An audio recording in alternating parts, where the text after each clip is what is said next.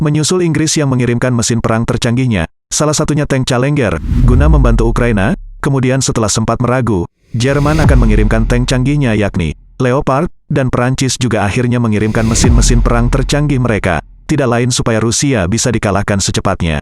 Dan memanglah itu tujuan Barat, terutama Inggris, tidak menutup-nutupi keinginannya dalam mengalahkan dan mengusir Rusia dari tanah Ukraina.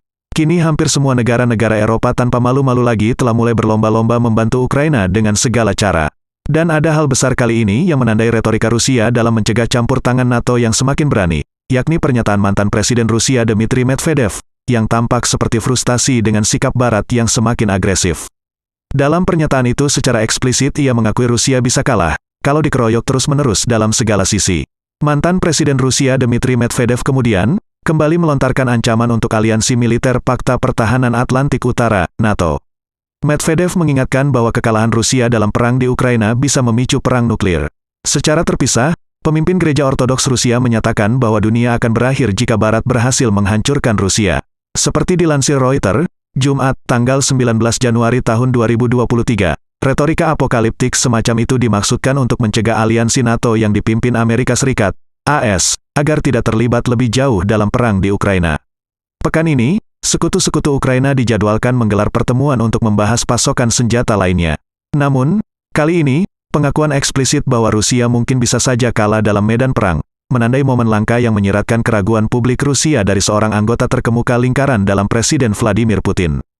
Medvedev yang merupakan sekutu dekat Putin tersebut, kini menjabat Wakil Ketua Dewan Keamanan Rusia.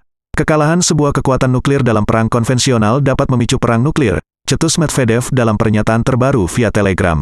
Kekuatan nuklir tidak pernah kalah dalam konflik besar, di mana nasib mereka dipertaruhkan, tegas Medvedev yang menjabat Presiden Rusia tahun 2008 sampai tahun 2012. Ancaman itu dilontarkan Medvedev menjelang pertemuan negara-negara NATO dan para pemimpin pertahanan berbagai negara yang mendukung Ukraina. Pertemuan dijadwalkan digelar di Pangkalan Udara Ramstein di Jerman pada Jumat, untuk membahas strategi dan dukungan bagi upaya Barat dalam mengalahkan Rusia di Ukraina.